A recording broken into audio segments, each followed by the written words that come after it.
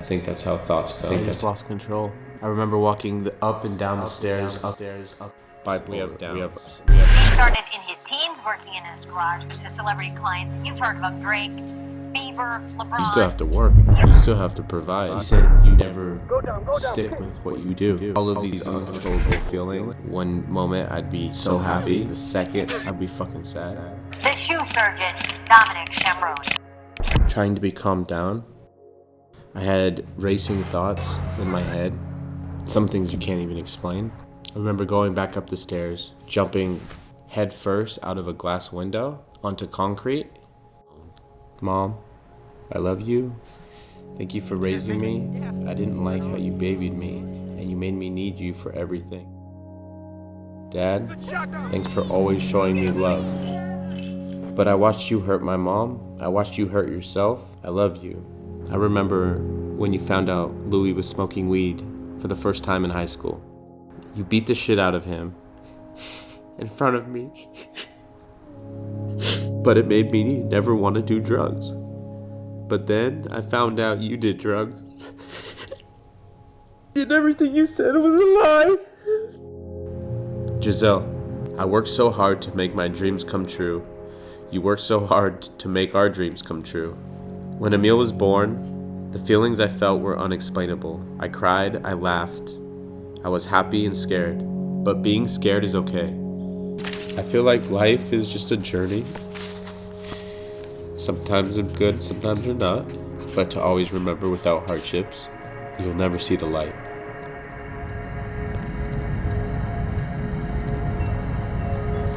So this is the house that I lived in when I thought I could take on 10 orders for Justin Bieber in less than a weekend. There was something that just snapped inside of me and I couldn't control any longer. I remember just sewing like full force, jumping out crazy. I was going up and down the stairs, going to the bathroom, looking at myself in the mirror, felt possessed. And finally, I remember just going up the stairs, going around my girlfriend at the time, jumping straight through a glass window, landed on the concrete, thinking that I was dead. I went head first through that window, straight through the glass. All I remember was the ambulance coming, picking me up, taking me to the hospital. So I got to the hospital and I went in to see him, and he was in there and looked a little dazed. But he looked at me and he said, "I wasn't trying to kill myself, Mom. I was just trying to make it stop." They had put him on medications, and so he wasn't really himself. And when you're an artist, you need your brain to do those crazy things inside so you can get your ideas going, and taking these medications just stopped that for him. This is the garage that I spent many hours in. That was my last shelf right there. This was where my thread was, my thread wall. Or this is when I first was like, I'm never gonna be good enough. Like I was sewing, cutting, doing all these things, and I just felt like it was never gonna break through. Yeah, there was multiple times when I felt like quitting.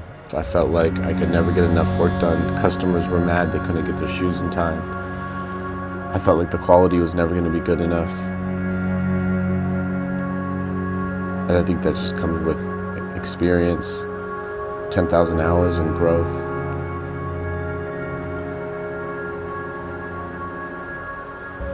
I would be working all morning and Giselle would come at like 1 o'clock when she got off her job, come help. You know, I was taking medication and Giselle said, you know, you're not, there's something wrong with you. You're not all there. And I told her multiple times, like, no, I'm fucking bipolar. But eventually I just needed to break through and like get over some things mentally and talk about my past and let it go and move forward. You know, eventually we slowly got off medications, and she taught me to believe in myself and to overcome the diagnosis. And I feel like I never had someone that pushed me as much as her. So after you stopped taking the meds and were able to focus more, be able to stay in there for hours working and being focused on what you were doing, and finally, you know, finding yourself, finding that niche that got you moving along. I think getting out of this town and the garage and put me in an even more uncomfortable situation. And maybe that's what this was being in here. This garage was like comfort. That's why I couldn't break through. Dominic. Hey, Mike. Yeah, this is kind of the first shoe repair shops I've been in. So I thought it was very important to come and talk to you. I didn't know anything was off or amiss or anything with you at all until you jumped out the window. Right. So then you went to the doctors and they gave you all the fucking Antidepressant. Yeah. It was basically numbing pills that would make you antipsychotic. That's the word. Right. Which- Antipsychotic, narcotics, right. Which just makes you numb and it doesn't make you feel. Right. So then they made me believe, and my mom believed, that I had to be on these pills for the rest of my life. Right. And then you started showing up here and you were like totally doped up, like out of it, completely numbed, like, where the hell did Dominic go? I'm like, dude. I think you helped at the time make me understand, like, don't hold on to it. You know, you might be manic one day and depressive one day, but just ride the wave. Yeah, exactly. So for me, when I got off the meds, it was like I was doing Chinese herbs. I just started walking my dog. I started playing soccer. I did all of these things that were, you know, I had Giselle, but all of these things, little things were tweaking and making me to a point where it's like I started believing in myself, and just seeing your passion and your love for boot making is what helped me like find myself and find like my passion into the sneakers. And like that's what I'm doing with what I've built. It's about finding your happiness within and just doing what you love, whatever that may be, and continually to be a good person. It's my high school, LCL in high school. Growing up, for me, I always felt like the black sheep. I felt like I didn't belong. I felt like I wasn't meant to be here, and I felt alone. I would ditch all my classes. I barely graduated. I wanted to be accepted. I felt like other people didn't accept me. I felt like I didn't accept myself. I felt extremely alone. So I think trying to be cool or trying to socialize with people helped fill that void that I was feeling. Hey guys, how are you? I used to go to LCLN.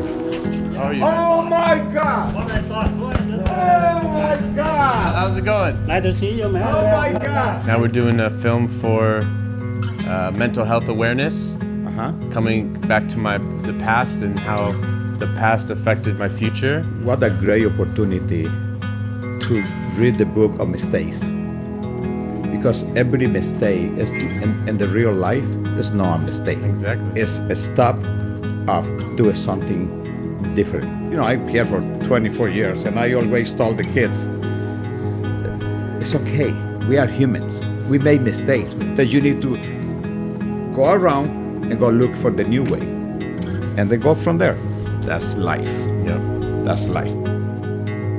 Freshman year of high school, my cousin let me wear her original 1985 Jordan 1s, and I got props from just about everyone. And without actually having to say anything, I could speak.